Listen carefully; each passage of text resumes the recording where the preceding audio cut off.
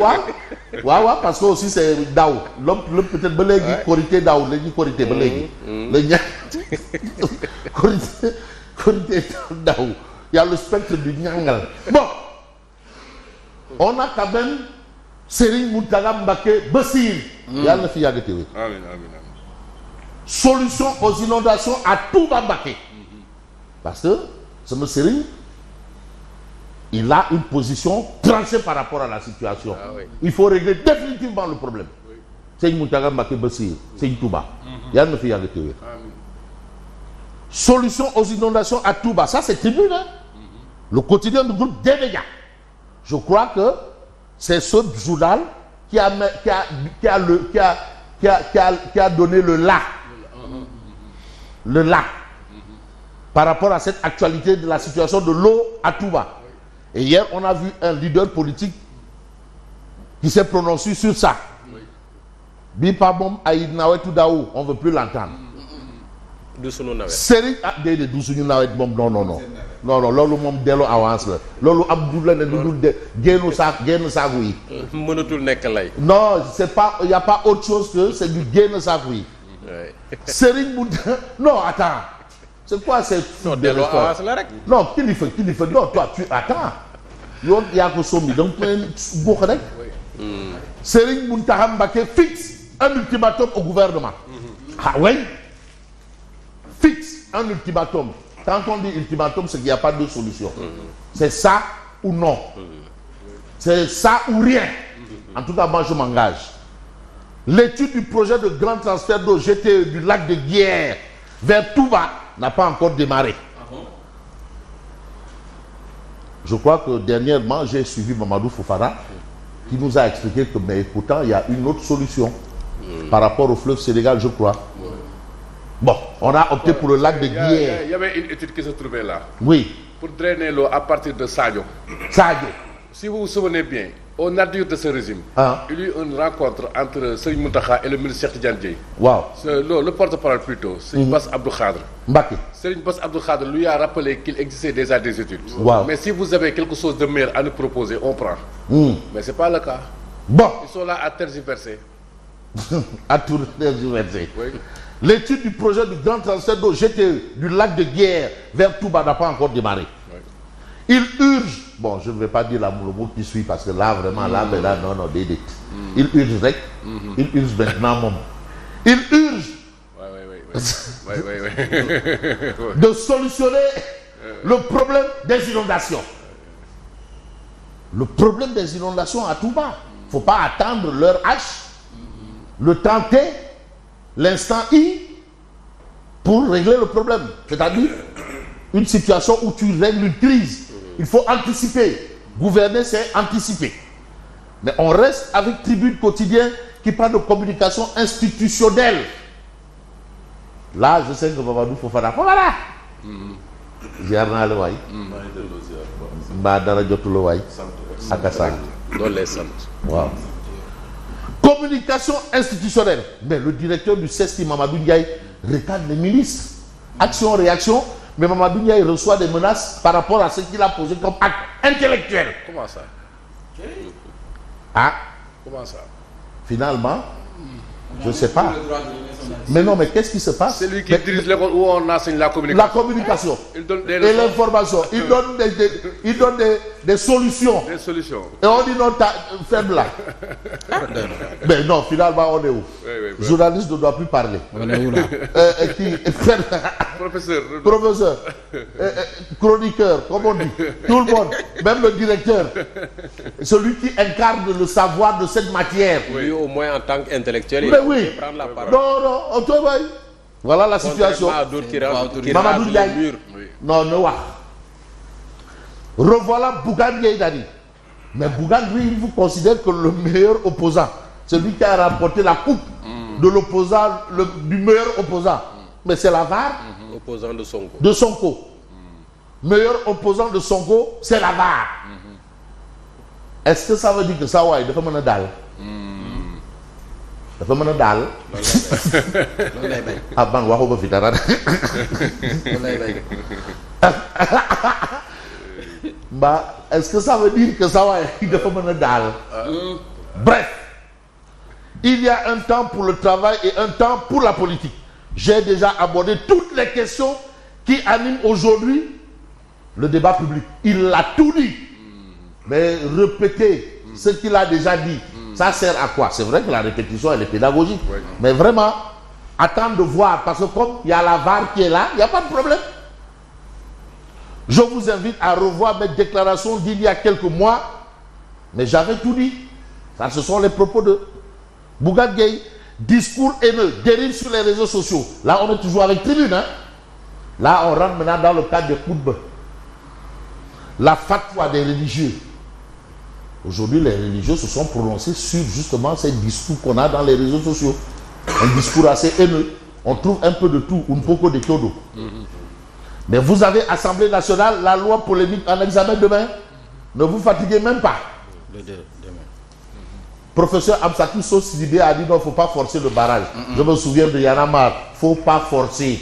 À mon avis, un slogan, il ne faut pas forcer. Mais là, la loi polémique en examen demain. Émigration irrégulière, 92 candidats interceptés dans le delta du Saloum. Donc, le phénomène Barça ou Barça est loin de connaître son épilogue au regard de l'actualité de Tribune quotidienne ce matin. Mais ce matin, vous avez Vox Populi qui parle du chef de l'opposition. Il est quand même crédité de plus d'1 million de voix. Attends. Donc, il incarne l'opposition, le chef de l'opposition. Oui. Et quand on est chef d'opposition, on n'est pas chef de n'importe quoi.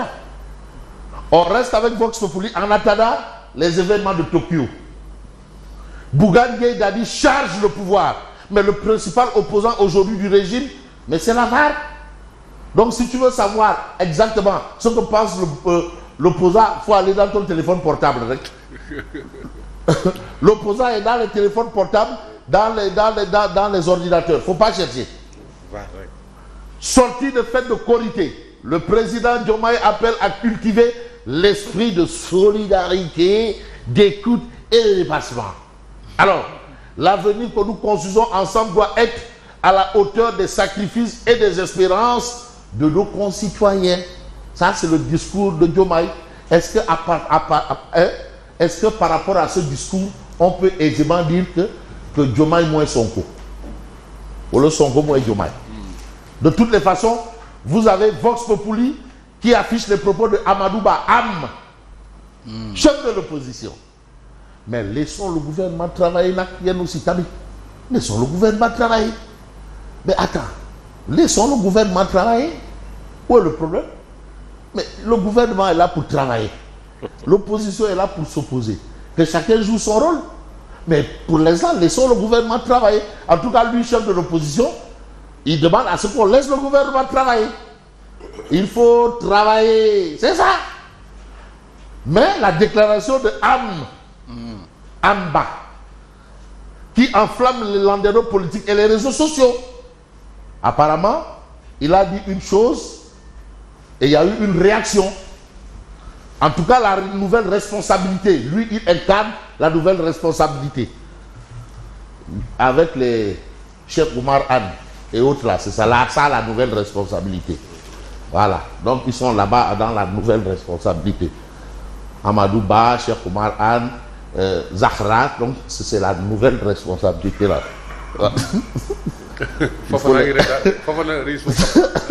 Il faut les laisser avec leur nouvelle responsabilité. Vous savez, les signes ont leur sens. Hein? Voilà, c'est ça. La nouvelle responsabilité assume les propos de son leader et tire sur ses détracteurs. Ça, c'est Vox Populi qui nous parle de la nouvelle responsabilité là-bas. Mais par rapport aux gens de la nouvelle responsabilité, vous avez Walf Quotidien. Parce que Walf Quotidien aussi parle de la nouvelle responsabilité. Ils sont là-bas, on a une nouvelle responsabilité. Mais, si on se réfère à Walf Quotidien, les propos de Amadou Ba, c'est comme qui dirait du Guéne Sagoui.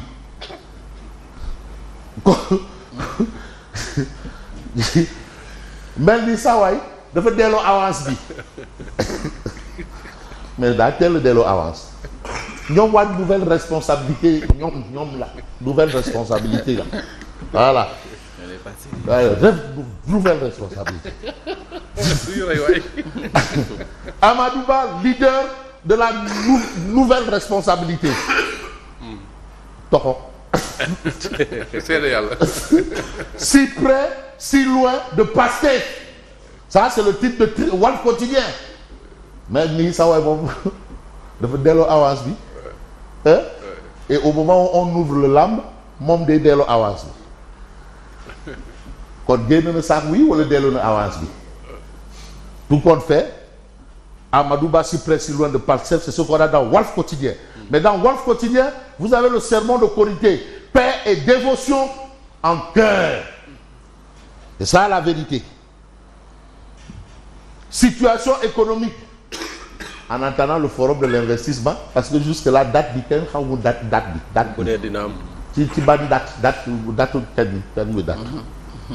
Bougad prédit le pire. Situation économique. Bougad prédit le pire. Donc, instant ni les complaintes qu'on a ici et là. Lancement le rec. Film d'Igno Goulbelégui. Lancement. C'est-à-dire que la bande annonce. Mais le film lui-même, il n'a même pas encore été tourné. Oui. Ou bien il a été tourné, mais il est en attente d'être projeté. De toutes les façons, ça c'est l'actualité. Mais vous avez le Soleil quotidien, Korité 2025 dirige sur les réseaux sociaux l'alerte des imams. Bassirou Diomaye Faye au chef religieux, mais vos prières sont un rempart pour toute la nation. Ah oui, parce que les chefs religieux jouent pleinement leur partition. D'ailleurs, le président Simon Pierre Faye nous a évoqué un peu ce point important. Parce qu'il faut quand même dire les choses telles quelles. C'est vrai qu'il y a Malao Compaoré à Thiès, mais il y a une situation quand même où le train est en train de faire quand même créer des soucis, empêche les gens de dormir. Parce que jusque-là, on est toujours avec la réalisation Malao Compaoré. L'observateur, tragédie, la furie sanglante d'un étudiant malade mental. Je crois que là, en Soumana, John a de la matière.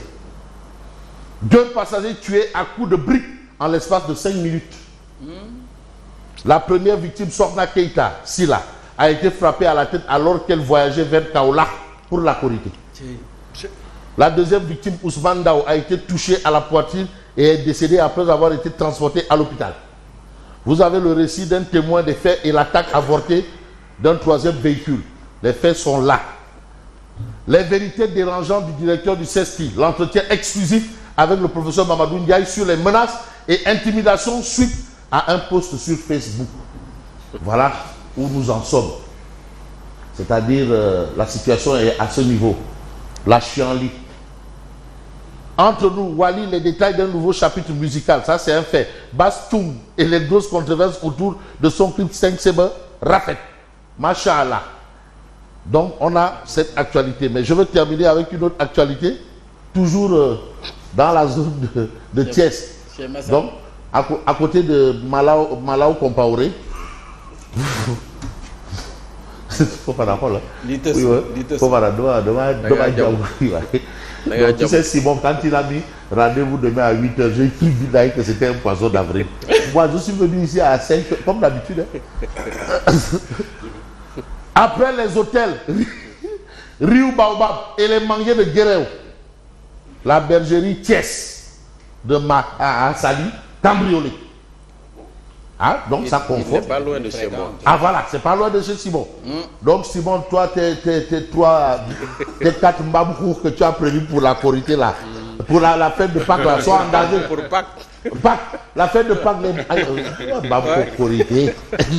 Pour la fête de Pâques sont en danger. Il faut les coffrer. Mais faut. Durant les événements là, les gars qui ont pris le coffre fort là, jusqu'à présent, ils l'ont pas. On a voulu un coffre fort. Bon, la bergerie Thiès de Massali, cambriolée. Ça, c'est l'information du peuple quotidien, ce qui renvoie à une situation d'insécurité. Et une trentaine de moutons de race emportés. De race, c'est pas les moutons ouya. C'est pas des moutons chomon, hein? Des moutons vraiment, ça va, des géniteurs. Et attaqué 2 fois de suite. Ah, tu as vu, c'est des... Non, c'est un gros investissement. Quand même, là, il y a un problème de sécurité. Et là, il faut trouver la solution. C'est vrai qu'à Thiès, il y a la question du du train quand même qui empêche les gens de dormir. Il y a aussi le problème de Massali, c'est vrai. Ouais, au moins Thiès qui a eu le privilège d'avoir accueilli une œuvre, celle de Malaw Compaoré, qui fait qui fait la fierté des tenants actuels du pouvoir. Merci et bonne continuation. Merci à vous Fabrice Nguema. Oui, maa ngi lay ziar bu baax di ziar mon maître attitré Simon Pierre Faye